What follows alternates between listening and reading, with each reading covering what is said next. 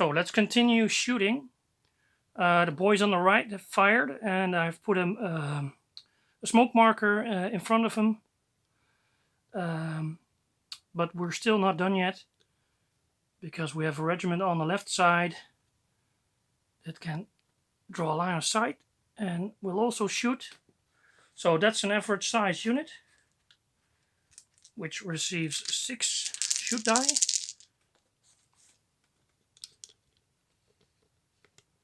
I'll see if I can zoom in on the score this time. Oh yeah, maybe I should have measured before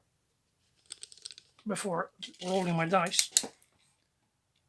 Most of the regiment, well, in fact, the entire regiment is within 12 inch, and that means they're in short range. Yeah, what do they need to roll? So a score of 6 as a basis. First fire means they need 5s. Short range means 4s. And they don't get the aim fire rule because they're not behind the fence. So that means they need a 4+ to hit. What did we roll? So we have a 3, which is a miss. We have another 3 is another miss. A 4 hits, an 8 hits, a 9 hits, and we have another 10 here. That means 1 damage is 2 damage at short range. So in total, 1, 2, 3, 4, 5. 5 extra casualties on that Union regiment. And they already suffered 6 casualties, or 7, from the first round shooting. Which basically, yeah, that means they lose a stand, of course. And they have 2 remaining hits, 1 because of the Axis casualty and 1 from the round of shooting. And they will receive another 4 right now. So that means they will lose another stand, because 4 and 2 is 6. And another stand is going away. However, since firing is done simultaneously, when they return fire, they may still fire at their starting strength, which is a large regiment. Now you could either fire at one target or divide your fire, but in this case, I will decide that the Union regiment will just fire at the rebels behind the fence. So let me get the quick play sheet again. So the Union regiment had not fired yet. Here it is.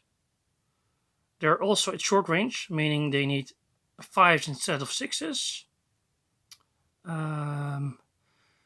At its first fire,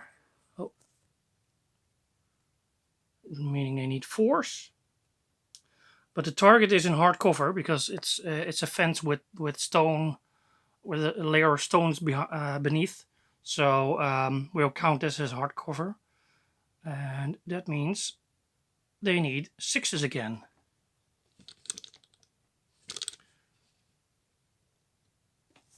It's a large regiment, so 8 dice.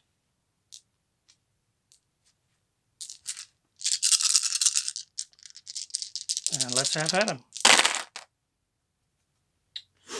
Okay, so we have a 1, which is automatically a miss. We have a 3, which is also a miss. A 4 is a miss, but we do have a 6, which is a hit. We have another 6, that's also a hit. And we have another 6, which is a 3rd hit. And we have 2 10s. And as you know by now, 10s do extra damage at a short range and point blank range. And in this case, short range means they both do 2 casualties, or 2 hits. So that's 4, 5, 6, 7. And we're gonna put some smoke markers in front of these guys as well. So in this case, everyone has fired, and we're gonna see what the damage is. We already know that the Union Regiment suffered 12 casualties in total. Or no, that's not entirely correct. They suffered 11 casualties and 1 from fatigue, meaning they lose 2 stands. So they drop from a large regiment to a small regiment. The Confederates on this side received 7 hits. Let me put a dice next to it. 7 hits. Meaning they will lose a stand. And the remaining hit will remain where it is. Now each time you lose a stand, a unit must test for morale. And that is done after all shooting has been done in this area. And that's the case right now. So we're going to morale. And I have my table here somewhere.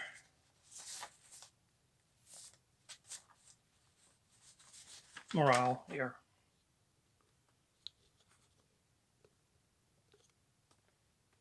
So let's do the Union Regiment first, because they were fired upon first. Stat lines. So as you can see, the Union Regiment started out as a large infantry regiment, and it had a morale of 6+. But it lost 2 bases, so it goes down twice in size. And it's a small regiment now, and they have an 8+ for the morale. They have a great commander with them. He will add +1 to the morale check.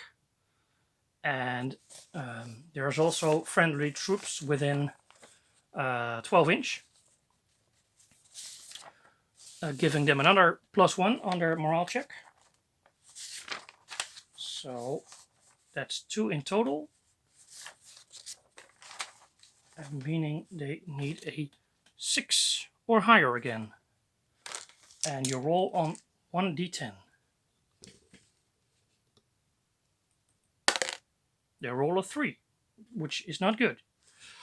Now every brigade commander has will grant you 1 reroll per turn on either an order or a morale check, or actually both. You can reroll for 1 order and 1 morale check per turn. So in this case, I think I'm gonna be wise and use my only reroll for this turn, because otherwise they will automatically flee. And I roll an 8. So these guys will be sticking around for now. Next up, the Confederates need to check. So the Confederate unit began as an average-sized unit. And where is my unit stat line? Infantry, average-sized unit. They had a 7+, normally speaking. They became a small unit again, which causes you to need an 8. However, there are friendly troops within 12 inch. Do I have the modifier table? Here. Friendly troops within 12 inch. And we have an excellent general or commander in within 12 inch. And this will give them another 2+ on their morale check. So instead of an 8, we have a 7 for friendly troops in the vicinity, and another 2+, meaning it becomes a 5+ because of the commander on 1d10. Oh, That's a shame. I should have zoomed in, but we rolled a 9.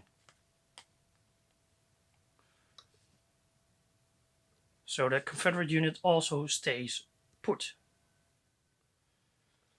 Well, that's the shooting phase. We don't have melee phase. So I assume we can remove all the fire markers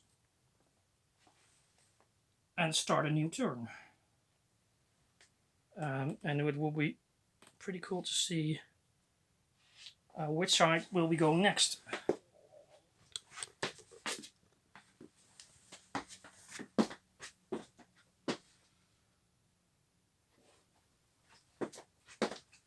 And let's see if we can speed up this turn a bit more. Right.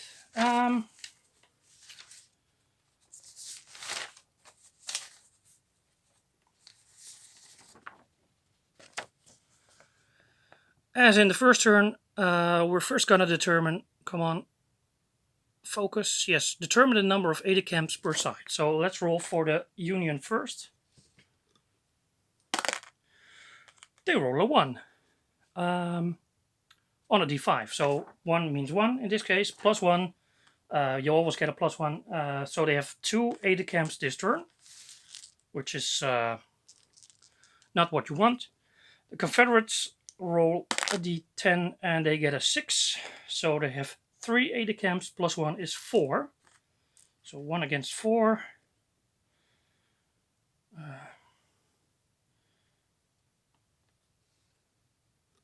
Just to remind myself how many they have. Next up is the initiative phase. So it won't take a great mathematician to determine that it's going to be a tough one for the Union to seize the initiative, because you only have 1 aide de camp, 2 to be honest, 2. And I think the Confederates will really want to go first, because they now can take the opportunity to to position themselves even better than the previous turn, and perhaps take some shots into the Union right flank. And yeah, we'll see how it goes on the left side. So the Union player is gonna use 1 ADC to seize the initiative, and the Confederates, they have 4. Let's use 2. So the Union have 1 remaining. The Confederates have 2 remaining. Now, of course, this is done secretly, normally speaking, between players. But in this case, just for illustrative purposes, I'll just tell you, yeah, what I would do. So, okay, rolling for the Union side. They roll an 8, which is quite good, and plus 1 for their ADC means they are at 9. The Confederates also roll an 8, and since they've used 2 ADCs, they are at 10 and they seize the initiative for this turn, meaning they will get a consecutive turn, and that can be quite advantageous. So next up, rally phase. No, we didn't have any troops fleeing from the field, so we still don't have to rally anything. And do we want to shoot with our artillery in the artillery phase? I think we do. I think we do. Where is the artillery? All the way down there. Right. I think it may be worthwhile to shoot at the Union battery again, because yeah, you want to silence them as soon as possible. So the Confederate artillery piece or battery is an average sized battery, and they have 4 shots. No, 2 shots, sorry. And it's still long range, of course, meaning I need 8s, and I'm gonna use solid shot to cause havoc on that unit battery. And I roll at a 1 and a 7, which are both misses. Well, Union battery has been shot at. Do they want to return fire? I think they will. Let me get these chaps out of the way. They're a large battery, so they have 3 dice. Same goes for them, firing over half range. With solid shot, needing 8s.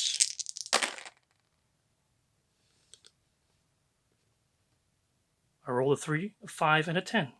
Now a 10 at long range doesn't do anything special, and same goes for firing artillery shells.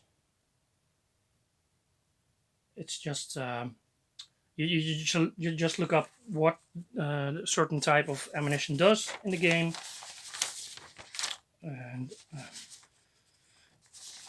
as I said before, solid shot causes 2 damage per hit. Right. So the Union battery has fired as well. So they won't be able to fire in their own turn. And we now go over to the order phase. So let's start on the Confederate left, because they want to have to do something this day. I got 4 regiments, and yeah, they have a great commander, and that will grant them a +1 on their morale, their morale, but also their order tests. And I want to order them forward 2 moves. Where's the order table? 2 moves means a 5+.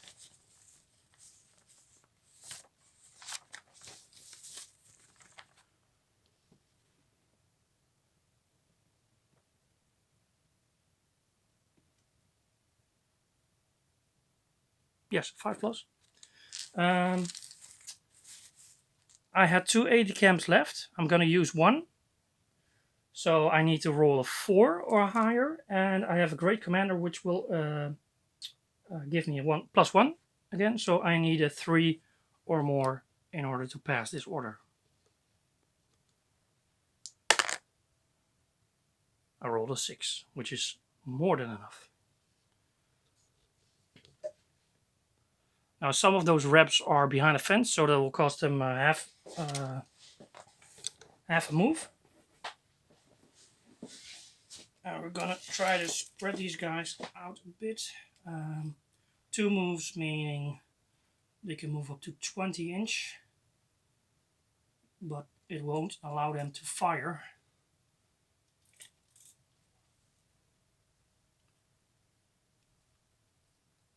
Okay. And these are gonna move obliquely and put themselves on. Well, they can make the right flank, but you get the picture, I think. Or at least if I had focused on the action. Alright, so they're deployed like this. The other guys, they can move 5 inch across the fence, because that's half of the normal move, and then another 10 inch forward.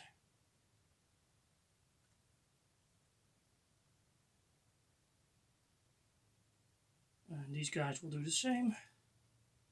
15 inch forward, putting them right behind the other unit, and just let allow the commander to move along. He can move 20 inch. And put him up there somewhere in the middle. Right.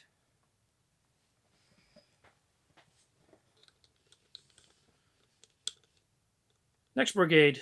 Yeah, basically all I want to do is have one regiment move to the side and one to its front. So I need one move.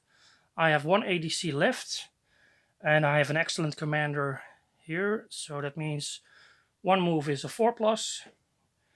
My ADC will grant them another +1, meaning 3.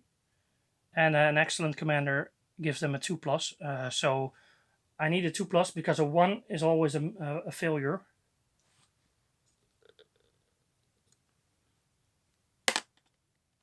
Ooh, that was almost a 1. We got a 9.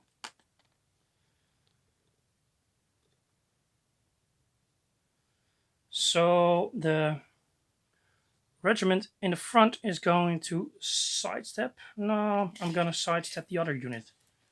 They are going to move by the flank. So 1 inch to turn. Have I zoomed in here? And they can just snake all the way up to here. They need another inch to turn again to the right frontage, and meaning they have 8 inch left, and they can move up to here, which doesn't clear them perfectly, but yeah. And we might want to shift these to the side as well so they can have a clear shot.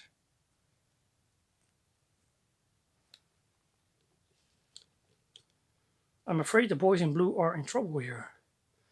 There's not going to be any shooting on the left hand side because they moved twice, but we can fire here again. And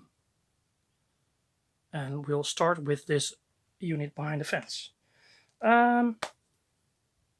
Right. So normally speaking, these guys would hit on a 6, but they're behind the fence and they can use their aim fire special rule. So they need a 5, and they're at short range. They need a 4. They have 4 dice left because they're a small unit. And I roll 3 8s and a 2. So they have 3 hits. They cost 3 hits on the Union player. And I'm afraid it's going to be in serious trouble now. The second unit to its left is also going to fire on the first Union unit. They have 6 dice left because they are still an average unit. And I'm going to need 5s because they're not behind the fence. Okay, so the 4 is a miss, but that still leaves 1, 2, 3, 4, 5 casualties. Let's just take this dice. So that's another 5. Oh.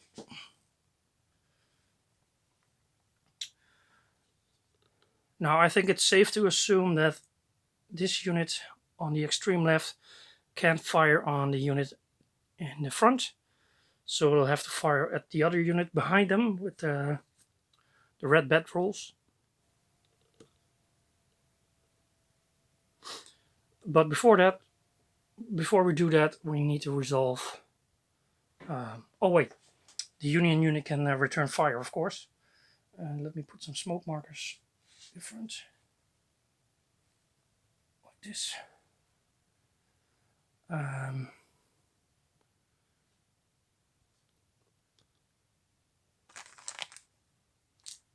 And that's a small unit. And I think they're gonna fire at, yeah, they have to fire at the closest unit now, which is this unit instead of this unit.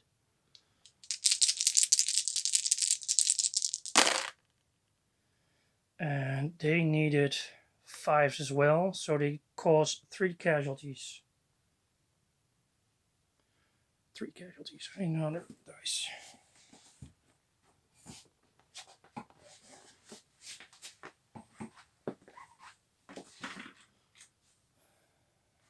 That's 3 on these Chaperonios.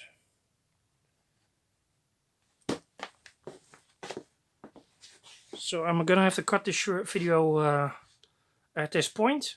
But we'll continue in the next. See you then.